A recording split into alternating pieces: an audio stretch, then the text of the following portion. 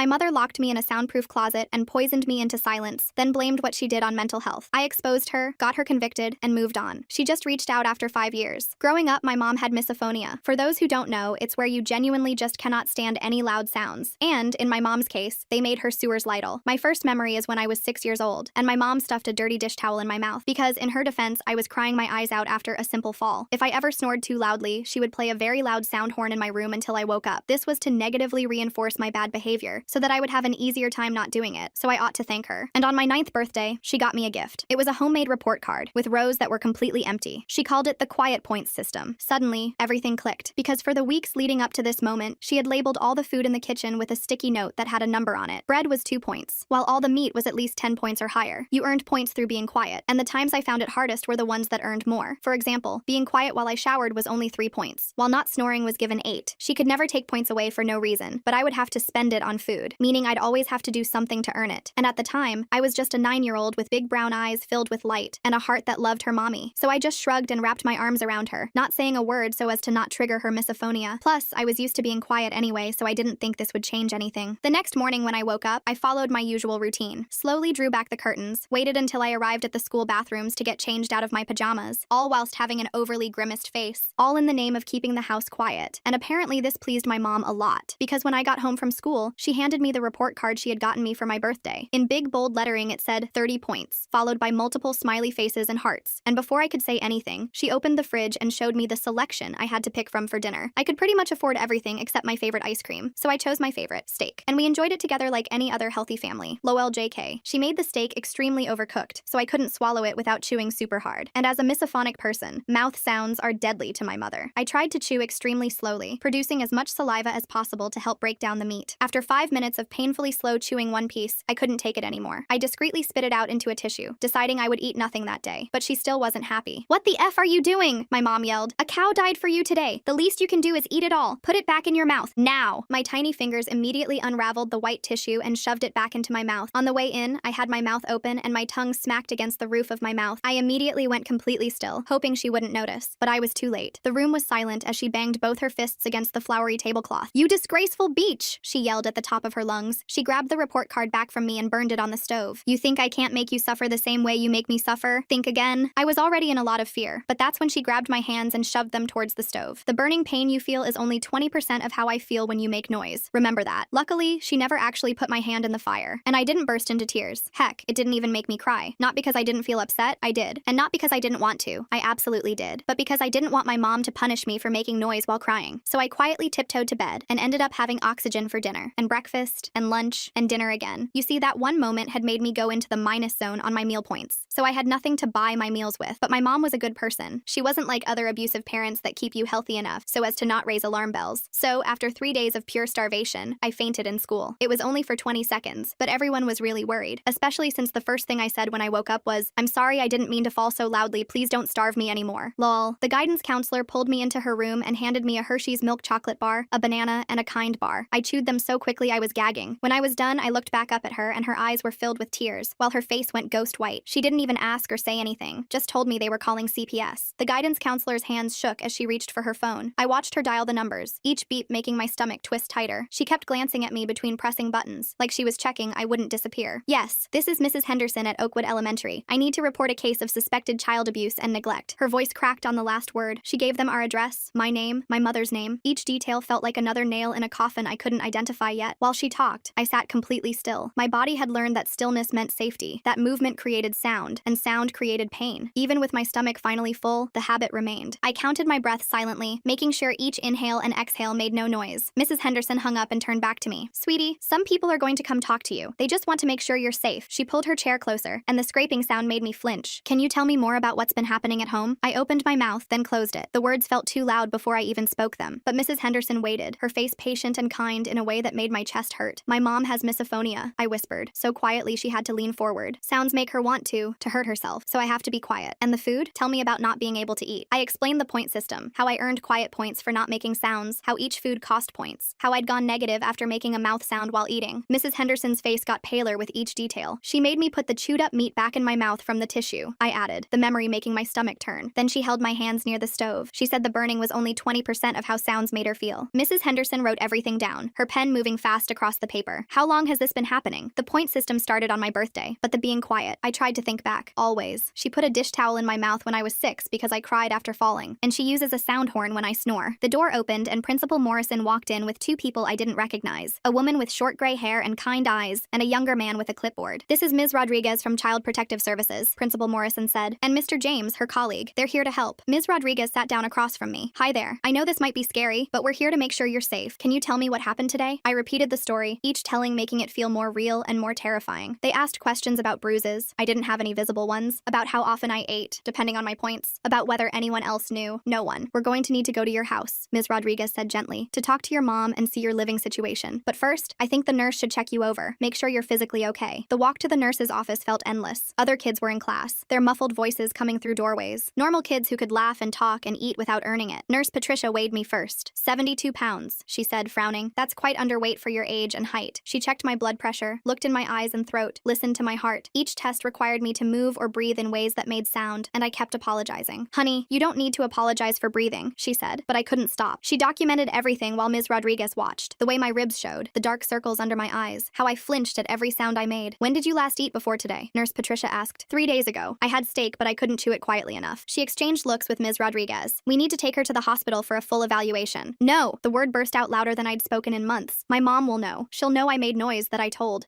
I couldn't finish. "Your mom is going to be contacted regardless," Ms. Rodriguez said, "but you won't be going home until we've investigated. You're safe now." But I didn't feel safe. I felt exposed, like I'd broken every rule that kept me alive. My breathing got faster, louder, and I couldn't make it stop. The panic made more noise, gasping, wheezing, my heart pounding so hard I was sure everyone could hear it. Nurse Patricia grabbed a paper bag. "Breathe into this. It's okay to make noise. You're safe." The principal's phone rang. "Yes, Mrs. Chen is here. I see. Yes, I'll let them know." He hung up. "Your mother just arrived. She's demanding to take you home." My whole body went rigid. Ms. Rodriguez noticed. "She can't take you anywhere right now. We have a legal hold while we investigate." They moved me to a small conference room away from the main office. I could hear my mother's voice getting closer, using her fake nice tone she saved for other adults. "I'm sure this is all a misunderstanding. My daughter has such an active imagination. You know how children can be. Mrs. Chen, I'm Ms. Rodriguez from CPS. We need to speak with you about some concerns that have been raised." "Concerns? This is ridiculous. My daughter has some behavioral issues we're working through. She's in therapy for attention-seeking behavior." I wanted to scream that it wasn't true, but years of training kept me silent. Through the door, I heard my mother explain her condition, how hard it was to live with misophonia, how she did her best despite her disability. "We'll need to visit your home," Ms. Rodriguez said, "and speak with your daughter's therapist." "Of course. You'll see everything is fine. In fact, I just went grocery shopping yesterday. The fridge is fully stocked." My heart sank. She'd prepared. Somehow she'd known this was coming and prepared. Mr. James stayed with me while Ms. Rodriguez and another CPS worker went with my mother. Principal Morrison sat with us too, offering me water that I was too scared to drink because swallowing made noise. "The therapist she mentioned," I whispered to Mr. James. "I've never been to therapy." He made a note. "We'll verify everything she tells us." Hours passed. I dozed off in the chair, exhausted from the stress and the first full meal I'd had in days. When I woke, Ms. Rodriguez was back, her face carefully neutral. "We visited your home," she said. "Your mother showed us a fully stocked kitchen, your clean bedroom. Everything appeared normal." My chest tightened. "The point system chart? We didn't see anything like that. Your mother said she uses a standard behavior chart for chores." No, it was on the fridge, with all the sticky notes on the food, but even as I said it, I knew she'd removed everything. "We'll keep investigating," Ms. Rodriguez assured me, "but for tonight, since we can't find immediate evidence of physical abuse or neglect, you'll need to go home. However, we'll be doing follow-up visits and interviews." The room spun. They were sending me back. Principal Morrison protested. The child fainted from starvation. The nurse documented her being severely underweight. Her mother showed us medical records indicating an eating disorder. Said she's been trying to get her daughter help, but she refuses to eat. "That's not true!" But my voice was so quiet from years of practice that it barely carried. Ms. Rodriguez knelt beside me. "I believe something is wrong here, but legally, without evidence, I can't remove you from your home yet. Here's my card. Call me if anything happens. We'll be back tomorrow for a follow-up." The drive home with my mother was silent. Not the comfortable quiet of two people at peace, but the terrifying silence before a storm. She didn't speak until we pulled into our driveway. "You've made things very difficult," she said, her voice deadly calm. "But don't worry. I have a solution." Inside, I saw what she meant. The kitchen looked normal, full of food, no point system, no sticky notes. But in my room sat a pair of noise-canceling headphones and a white noise machine. "Your new therapist recommended these," she said, though I knew there was no therapist. "You'll wear them whenever you're home except for meals. Doctor's orders for your sensory processing disorder." She put them on my head and turned on the white noise. The world disappeared into a rushing sound like ocean waves. I couldn't hear her footsteps, couldn't hear if she was approaching, couldn't hear anything but the endless white static. I pulled them off. "I can't put them back on!" Her scream made me comply instantly. She held up a piece of paper. "Doctor's note. If you don't follow treatment, it's medical non-compliance. That would look very bad for your little CPS friends." The headphones went back on. The white noise filled my world. I watched her mouth move but heard nothing. She pointed to my desk where homework waited, then left. I sat at my desk, the white noise drowning everything. When I tried to remove them to use the bathroom, she appeared immediately, pointing at the doctor's note. I learned to lip-read bathroom, and she'd nod permission for temporary removal. Dinner was the only reprieve. She'd tap my shoulder, remove the headphones, and we'd eat in silence. Real food now, she kept the fridge stocked, but the silence felt heavier than before. CPS will be back tomorrow, she said during dinner. You'll tell them the headphones are helping your condition, that you're eating well, that everything is fine. I nodded. What else could I do? That night, the headphones stayed on even in bed. The white noise made it impossible to know if she was in my room, watching. I lay rigid, afraid to move, afraid to make sounds I couldn't hear myself making. The next day at school was freedom. I could hear again, though every sound felt overwhelming after hours of white noise. Mrs. Henderson checked on me. How did yesterday go? She asked gently. I wanted to tell her about the headphones, the fake doctor's note, the new system of control, but I knew my mother would have an explanation for everything. She has the house full of food now, I said instead. Mrs. Henderson frowned. And you're eating? Yes, but something's still wrong, isn't it? I nodded, tears threatening. She has these headphones. Mrs. Henderson leaned closer, her expression shifting to concern. Headphones? What kind of headphones? Before I could explain further, the classroom door opened. My mother stood there with her practiced smile, holding a manila folder. Sorry to interrupt. I just need to drop off some medical documentation for the office. My blood turned to ice. Mrs. Henderson straightened up, maintaining her professional demeanor. Of course, Mrs. Chen. I'll make sure it gets to the right place. Actually, I was hoping to speak with you briefly about my daughter's new treatment plan. My mother's eyes found mine, and though her smile never wavered, the warning was clear. Her therapist says it's important all her teachers understand her sensory processing disorder. Mrs. Henderson glanced at me, then back at my mother. I have a few minutes before my next class. They stepped into the hallway. Through the small window in the door, I watched my mother hand over papers, gesturing as she spoke. Mrs. Henderson nodded along, occasionally looking troubled, but ultimately accepting whatever story my mother was spinning. When Mrs. Henderson returned alone, her face had changed. The concern was still there, but now mixed with something else. Doubt. Your mother explained about the headphones, she said carefully. She showed me the treatment plan from Dr. Nichols. There is no Dr. Nichols, I whispered desperately. Mrs. Henderson's expression grew complicated. She had official letterhead, detailed treatment notes dating back months. She said you might say that denying medical help is part of your condition. The trap was perfect. Every protest I made would only confirm my mother's story about attention-seeking behavior and treatment resistance. I felt the walls closing in again, tighter than before. During math class, I noticed my mother hadn't left. Through the window, I saw her in the main office, chatting with the secretary, laughing at something on her phone, volunteering, she'd probably say, being an involved parent. At lunch, I sat alone as usual, mechanically eating the sandwich my mother had packed. Real food, nutritious and filling, evidence of her good parenting. Across the cafeteria, I noticed a substitute teacher I'd never seen before. She was young, maybe mid-20s, with short dark hair and observant eyes that seemed to take in everything. The afternoon dragged on. Every time I passed the office, my mother was still there, filing papers, answering phones, making herself indispensable. When the final bell rang, she was waiting by my classroom. Ready to go home, sweetheart? Her voice was honey sweet for the other parents nearby. In the car, her facade dropped. That was a warning. Every word you speak at school, I'll know about. Every teacher you try to manipulate, I'll get to first. The documentation is extensive and thoroughly believable. At home, the headphones went on immediately. The white noise crashed over me like a wave, drowning out the world. I did homework in silence, ate dinner in brief reprieves, then back to the rushing static that made my head ache. Days blurred together. The headphones left marks on my head from the constant pressure. My ears rang even during the brief moments without them. At school, I moved through classes like a ghost, too exhausted to focus, too afraid to speak up again. The substitute teacher appeared more frequently. Ms. Seeby, I learned from overhearing other teachers. She subbed for different classes, but I noticed her watching me during lunch, during recess, quick glances that lingered just a moment too long. One day, she was substituting for my regular teacher. As she wrote math problems on the board, I found myself tapping my pencil against my desk, unconsciously at first, then with more purpose. Short taps and long taps, a pattern I'd seen in an old movie my mother had let me watch before the point system started. Ms. Seeby's hand paused mid-equation. She turned slowly, her eyes finding mine. For a moment, we just looked at each other. Then she returned to the board, but I saw her hand trembling slightly. After class, as students filed out, she called out, "Could you stay for a moment? I have a question about your homework." My mother wasn't in the office that day. She had a dentist appointment she couldn't reschedule. I approached Ms. Seeby's desk cautiously. She pulled out a piece of paper and wrote, "Are you okay?" I stared at the words, then at her. She tapped the paper. Once short, twice long, once short, then pointed at me with raised eyebrows. My hand shook as I took the pencil. Instead of writing, I tapped on the paper. 3 short, 3 long, 3 short. Her face went pale. She wrote quickly, "Who is hurting you?" I glanced at the door, then tapped again. More complex this time, spelling out slowly, M-O-M. Ms. Seeby's jaw tightened. She wrote, "I'll help. Be careful. Act normal." I nodded and hurried out, my heart pounding. For the first time in months, I felt a spark of hope. But hope was dangerous. That evening, my mother was different, watchful. She made me remove the headphones during dinner but didn't speak, just studied me with calculating eyes. "Interesting day at school?" she finally asked. I shook my head, focusing on my chicken. Ms. Seeby seems nice, young, idealistic. Probably thinks she can save the world one student at a time. Her tone was casual, but I heard the threat underneath. Shame she's only temporary. I heard she might be transferred to another district soon. My hand stilled on my fork. She knew. Somehow, she always knew. The next day, Ms. Seeby wasn't there. Or the next. When I finally saw her again a week later, she was substituting substituting for the art teacher. She wouldn't meet my eyes. During art class, while working on a painting, I found a small folded note tucked under my paint palette. I carefully unfolded it beneath my desk. Your mother visited my apartment. She knows where I live. I'm sorry. I crumpled the note, despair washing over me. Even Ms. Seeby, trained to recognize Morse code, probably former military or something, was powerless against my mother's manipulation. The weeks crawled by. My weight dropped again despite the regular meals. The constant white noise left me disoriented, stumbling into walls, unable to gauge distance or sound. At school, teachers grew concerned, but my mother always had an explanation. Adjustment period to new medication, sensory integration therapy, breakthrough treatments for my condition. Then came the family therapy sessions. My mother had found a therapist, Dr. Klaus, who specialized in difficult children. The first session, I tried to tell the truth. She makes me wear headphones all the time at home, I said, the words feeling strange after so much silence. With white noise so loud I can't hear anything. Dr. Klaus nodded thoughtfully. And why do you think your mother implements this treatment? It's not treatment. She just doesn't want to hear me exist. My mother dabbed at her eyes with a tissue. You see, this is what I deal with. The aggression, the accusations. I've tried everything to help her. I understand this must be very difficult, Dr. Klaus said to my mother. Children with oppositional defiant disorder often reject helpful interventions. I don't have that, I protested, interrupting, arguing, refusing to comply with reasonable requests. Dr. Klaus made notes. Classic presentations. My mother pulled out her phone. I've actually been recording some of her behaviors at home for documentation purposes. She played a recording. It was my voice, but distorted, edited. Sounds of me supposedly slamming doors, stomping, screaming, things I'd never done, couldn't do without severe punishment. But the audio was convincing. I